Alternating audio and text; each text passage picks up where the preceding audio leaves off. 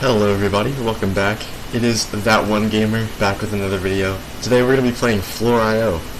This was an extremely popular game back when it first came out, and since then it's gotten a ton of updates. I don't think it necessarily fell off, but that's not what we're here for. We're here to see if it's still a good game in 2026. So, with that being said, I have played before.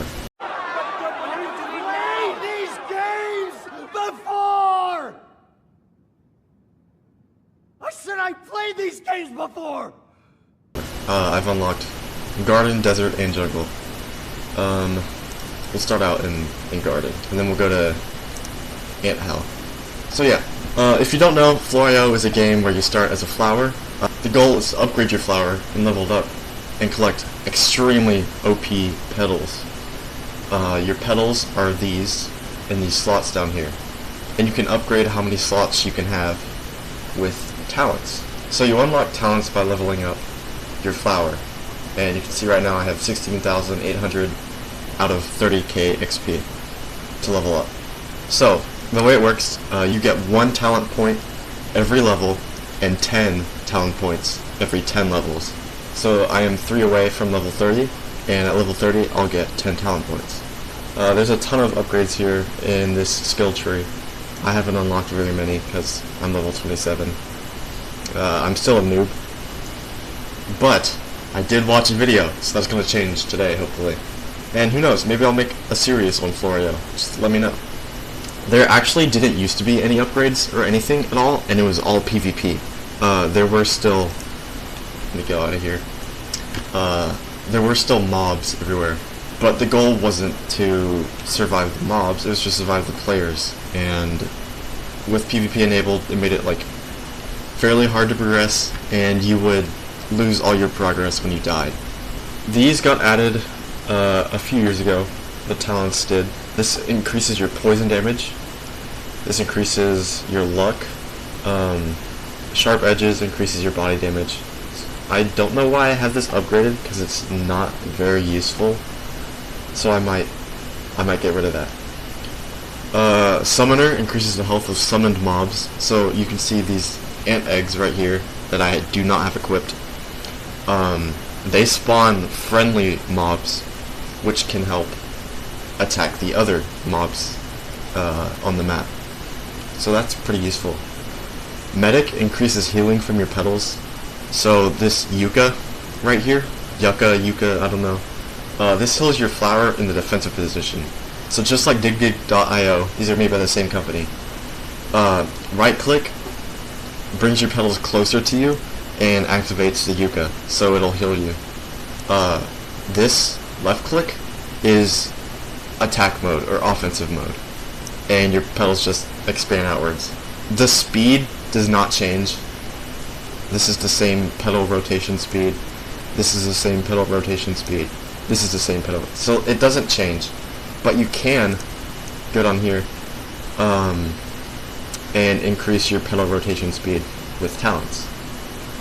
Yeah, there's also second chance. I really should have gotten this first before upgrading everything else, but again, I can just left click this and gain all of the talent points back, so it doesn't really matter.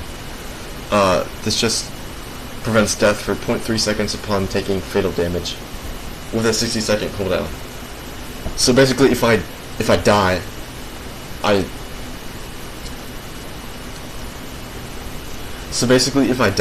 don't take, like, the full damage. I think it gets me down to 1 HP or something, or close to that anyways. This is the reload speed, so each petal, once it runs out of health, will disappear from your inventory and then respawn after a short while. There are rarities of insects. It goes up to super, I believe. So I've only killed a couple of ultras. So the order is common, unusual, rare, epic, legendary, mythic, ultra, and then super is the final stage. And I haven't seen a single super. They're supposed to be like incredibly rare, and I haven't seen one. I'm just gonna go around and just attack like friggin' everything, bro. This magnet increases the distance for picking up petals. around the map. I have the epic rarity of this. So another way to get like higher level rarities, you don't have to kill higher rarity mobs to get these higher petals. You can craft them using the rarities you already have. Hopefully this crafts. There we go. So yeah, if I craft 5 of these, it has a 16% success chance, which means 60% chance to get the legendary rarity of this. I don't really want it. It increases health and flower size, which is like, it's good, but I mean, I don't really need that right now, because I'm not like at the level where it matters. These batteries discharge electricity when the flower gets hit. So you would combine this with soil and do like a crap ton of damage, and then you would obviously upgrade your body damage down here as well, and that would be like a late game strategy. And late game is like level 120 to 150, and I'm not even a fifth of the way there. I'm barely a fifth of the way there. I'm going to go down to Anthell. So these green dots on the minimap are portals that are scattered around, and they take you to like different areas with different mobs. Different types of mobs drop different petals. Anthell is like a crazy place to farm.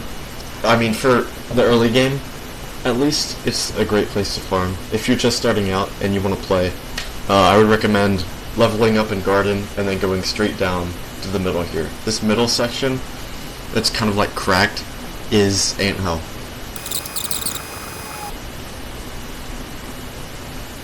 Alright.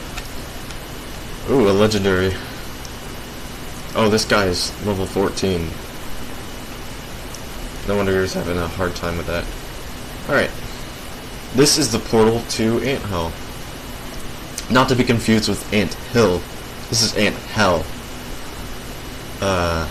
As you can see, right here. So yeah, right now I am, oh my goodness.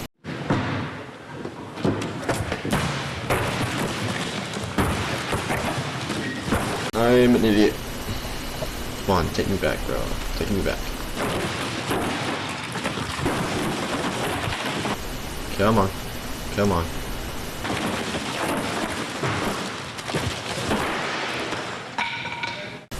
There we go. Yeah, we're back. Alright. So, looking at this mini-map, the yellow dot is my flower, and right now I'm at this portal, this green dot, in the center of the map. If I go up, that'll be normal types of ants. If I go down and to the right, that'll be termites. If you deal damage to one termite, the entire colony will take damage. So that could be a really good place to farm. I'm going to go down to fire ants because they drop triangles, and triangles are some of the best petals right now for me. The legendary variants of them anyways. So what triangles do is each copy of this petal, which is like how many you have, how many duplicates, they will deal more damage based on how many you have equipped. So this does 324 extra damage per petal at the legendary variant. So these are like extremely good. You pair this with faster, and if I get one more triangle, then I can switch it out for the Yucca and just deal like a crazy ton of damage. I usually farm with magnet just because the pickup range is like great, especially if you're getting surrounded by a lot of mobs. Then you can worry about escaping more than you have to worry about picking up petals. If I go up here and then down to the left, that'll be where the fire ants spawn. Alright, here we are. Fire ants will start spawning in this region. Once you go farther in, the rarity will increase. So I'm pretty sure that down here is where super variants are more likely to spawn. Because I don't think they can spawn around this region, but they will have a chance to. Alright, here we are. And there we go, we got a rare variant of the triangle. So yeah, worker fire ants don't have as much HP, so they're fairly easy to take out. The soldier ants have crazy range, and so they'll see you coming from like a mile away and aggro on you. So they're a bit annoying. They have more HP as well, but they're not too much of a problem for me right now. What is good is killing as many epic variants as I can, because those will give me a fair amount of XP. Alright, I'm going to continue up and travel down to where legendaries spawn. I would love to have a full loadout of legendary eggs later on, so that's like a side quest for me right now. I got a lot of epic eggs from that. Yeah, this is where the magnet really comes in handy, but right now I need to focus on dealing damage rather than picking up petals, just because I'll survive longer once I deal more damage. See, the soldier fire ants have way more HP than the worker fire ants do. Oh, I'm getting surrounded. We got you surrounded! Come drink your shamrock shake! I hate the Irish! I hate the Irish! Yeah, I'm fine though. I'm fine. Oh my gosh. This is fine. Bro, go away. Yeah, I'll just heal.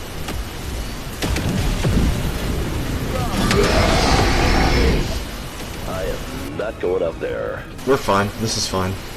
We're doing A-okay. Yeah. Got one of them.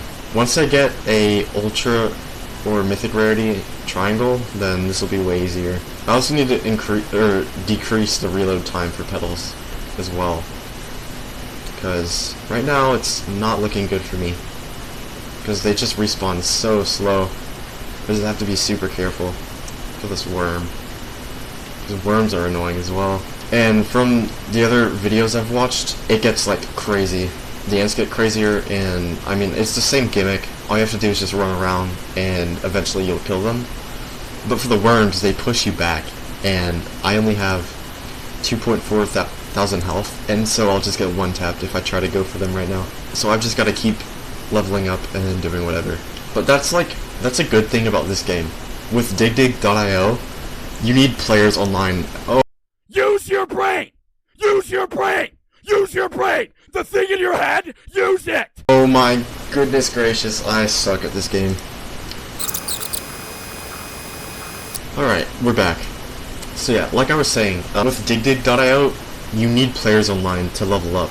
But with this game, it doesn't matter how many people are online, and it'll actually make the experience a lot better for you, because you'll be able to farm a lot more efficiently without a bunch of players around. So this isn't like as focused on player count as DigDig.io, which I will say, that is one thing the developers of this did extremely well, was making sure that like, if the game does die out, it won't be because of the player count. It'll be like, I don't know, the gameplay becomes stale.